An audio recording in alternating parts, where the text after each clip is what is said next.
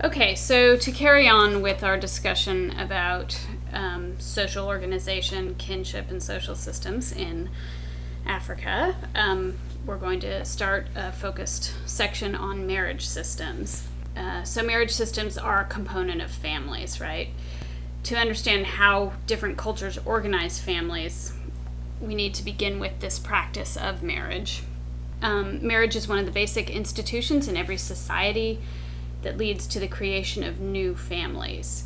This is just a global statement about family and kinship worldwide. We'll get to some specific things about Africa in a minute, but marriage is a way that every society around the world creates family.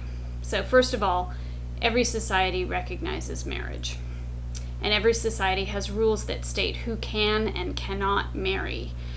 And this idea comes out of the idea of incest and the incest taboo. So rules about who one cannot marry are directly related to the incest taboo. The incest taboo is found in every society. It forbids sexual relations between certain categories of close relatives. Almost universally, forbidden categories include mother and son, father and daughter, brother and sister. So those are categories with whom sexual relations are forbidden in almost every society around the world. If sexual partners cannot be sought within the immediate family because of that incest taboo, then they must be found, those sexual partners must be found somewhere else in your social world. So it's important to note that marriage prohibitions are wider in scope than the prohibitions against sexual intercourse, since in many societies there are people who you can have sexual intercourse with but who you cannot marry. So prohibition against who you can marry is a wider thing than who you are prohibited from having sex with. And that is probably evident to you in terms of a lot of movies you've seen, for instance, where, for instance, royal families say that you can't marry this and that person, but in fact you can have sex with them, as we know about scandals in Europe. So both the incest taboo and prohibitions against marrying close relatives compels individuals to find sexual partners and mates outside their own group. However, societies define relatives differently. And even in the United States, there's variation in laws between the different states about who you can marry and who you shouldn't marry. So some states permit marriage between first cousins and some states prohibit that. For instance, California, New York, Florida, Massachusetts all say yes to cousin marriage, while, for instance, Kentucky, West Virginia, Ohio, and most of the central states, all the way from the north in the Dakotas to the south, Kansas and farther south, say no to cousin marriage. So it's important to recognize that those are laws that society creates, not necessarily so-called naturally compelled biological tendencies. So these definitions of who you can and can't marry are definitely created through our social worlds. Also, you might know of the royalty in Europe marrying within kinship lines. So, in fact, the idea that the British royal family should be marrying extended family cousins is kind of a known idea. And that rule developed in part as a way to keep the family and, quote, the royal blood pure, as a symbol. Blood as a symbol, blood as a symbol of family is a kind of metaphor, and the idea of pure blood is something that's used a lot in many of these elite family structures. It's also a way, in the case of the royal families, to keep wealth within the family. So if you marry your relatives, you're keeping your wealth within your family lines.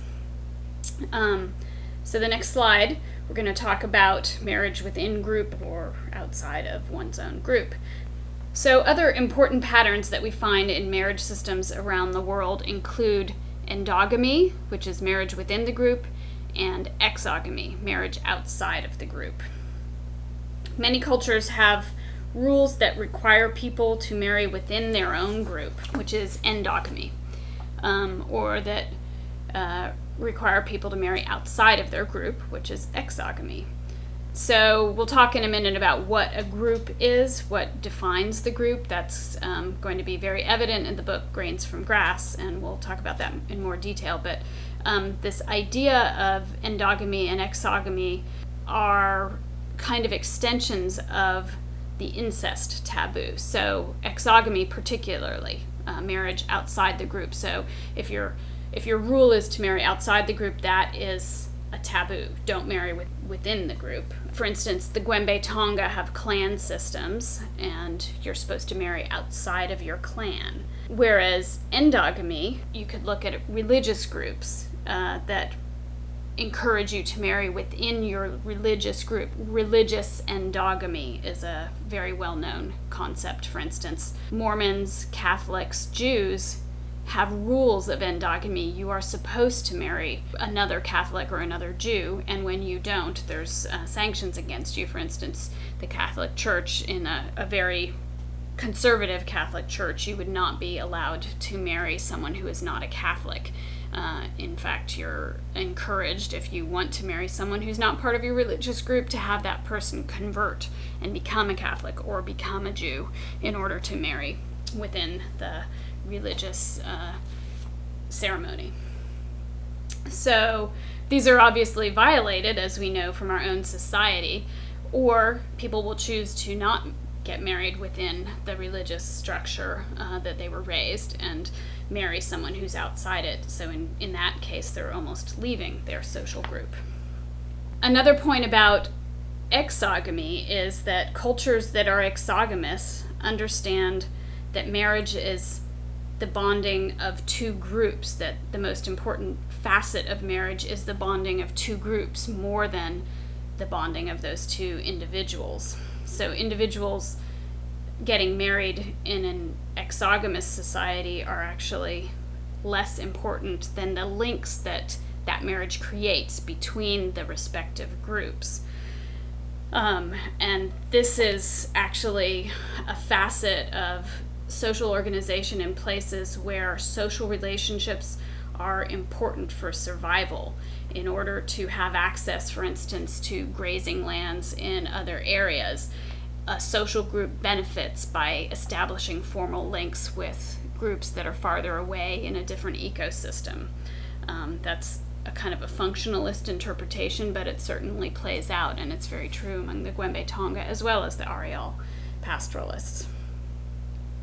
So one of the ways that this linkage in exogamous societies is made in the marriage system is through something called marriage payments, which is our next slide.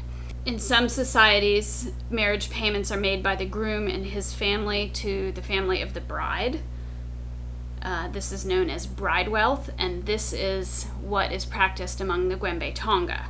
Bride wealth. In the book, I refer to it as labola, L-A-B-O-L-A, labola. And that is the marriage payment, the bride wealth being transferred from the groom's family to the bride's family to solidify the relationship. And that's usually made in the form of cattle among the Gwembe Tonga. In other societies, the bride brings property with her at marriage, and this is called dowry.